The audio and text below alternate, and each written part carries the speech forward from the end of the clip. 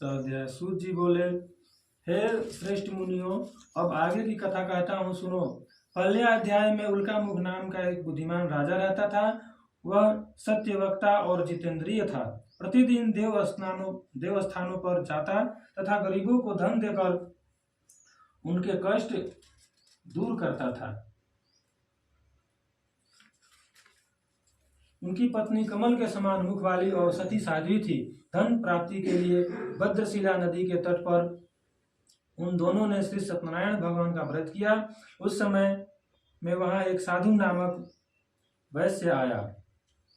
उसके पास व्यापार के लिए बहुत सा धन था। वह नाव को किनारे पर ठहरा कर राजा के पास आ गया और राजा को व्रत करते हुए देखकर विनय के साथ पूछने लगा, हे राजन, भक्ति युक्त चित्त से यह आप क्या कर रहे हैं? मेरी सुनने की इच्छा है, सो आप यह सब मुझे बताइए। राजा बोला, हे वैश्य, अपने बांधवों के साथ पुत्रादि की प्राप्ति के लिए यह शक्तिवान श्री सत्यनारायण भगवान का व्रत व पूजन कर रहा हूँ। राजा के वचन सुनकर साधु आदर से बोला, हे राजन, मुझसे इसका सब विधान कहो, मैं भी आपके कथनानुसार इस व्रत को करूंगा। मेरे भी कोई संतान नहीं है, मुझे विश्वास है कि इस व्रत के करने से निश्चय ही होगी। राजा ने सब विधान सुनकर व्यापार से निवृत्त हो वह आनंद के साथ अपने घर को गया। साधु ने अपने स्त्री को संतान देने वाले इस व्रत को सुनाया और प्रण किया कि जब मेरे संतान होगी तब मैं इस व्रत को करूंगा। साधु ने ऐसे वचन अपनी स्त्री लावती से कहे। एक दिन उसकी स्त्री लावती पति के साथ आनंदित हो संसारिक धर्म से निवृत्त होकर सत्यनारायण भगवान की कृपा से गर्भवती हो गई और तथा 10वें महीने में उसने एक सुंदर कन्या का जन्म हुआ। तीनों दिन वह इस तरह बढ़ने लगी जैसे शुक्ल पक्ष का चंद्रमा बढ़ता है और कन्या का नाम कलावती रखा गया। तब लीलावती ने मीठे शब्दों में अपने पति से कहा कि जो आपने संकल्प किया था कि भगवान का व्रत करूंगा, अब आप उसे करिए। साधु बोला, हे प्रिय, इसके विवाह पर करूंगा। इस प्रकार अपनी पत्नी को आश्वासन देकर नगर को चला गया। कलावती पितृगृह में वृद्धि को प्राप्त हो गई। साधु ने जब नगर में सखियों के साथ अपनी पुत्री को देखा तो तुरंत दूत बुलाकर कहा कि पुत्री के वास्ते कोई सुयोग्य वर देखकर लाओ। साधु की आज्ञा पाकर दूत कंचन नगर पहुंचा और वहां पर बड़ी खोज कर देखभाल कर लड़की के लिए सुयोग्य वणिक पुत्र को ले आया। वह सुयोग्य लड़के को देखकर साधु ने अपने बंधु बांधव सहित प्रसन्नचित्त हो अपनी पुत्री का विवाह उसके साथ कर दिया, किंतु दुर्भाग्य से विवाह के समय भी उस व्रत को करना भूल गया। तब श्री सत्यनारायण भगवान क्रोधित हो गए और साधु को श्राप दिया कि तुम्हें दारुण दुख प्राप्त होगा। अपने कार्य में कुशल साधु वैश्य अपने जमाता सहित समुद्र के समीप स्थिर रत्नपुर नगर में गया और वहां दोनों ससुर जमाई चंद्रकेतु राजा के उस नगर में व्यापार करने लगे।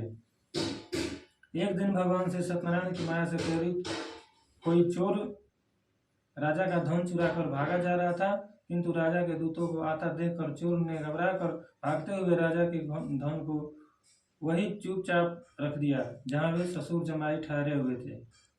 जब दूतों ने उस साधु वैष्णव के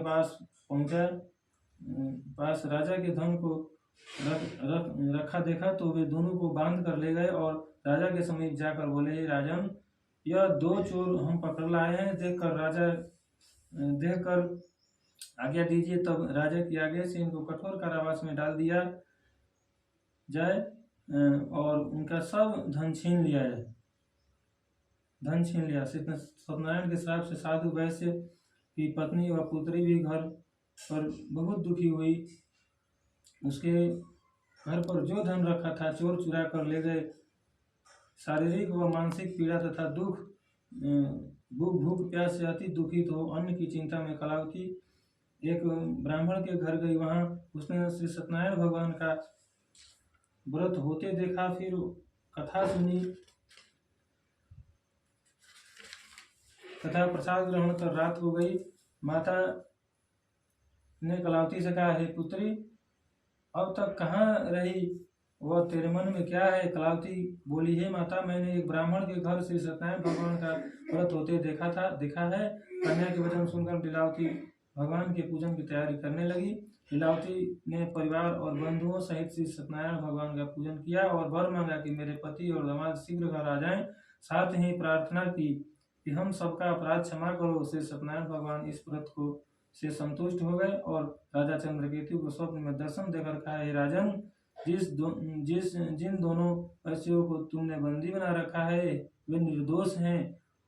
उन्हें प्रातः ही छोड़ दो और उनका सब धन को तुमने ग्रहण किया लौटा दो, नहीं तो मैं तेरा धन, राज्य और पुत्रादिक सब नष्ट कर दूंगा। राजा ने ऐसे वचन कहकर भगवान अंतर्ध्यान हो गए।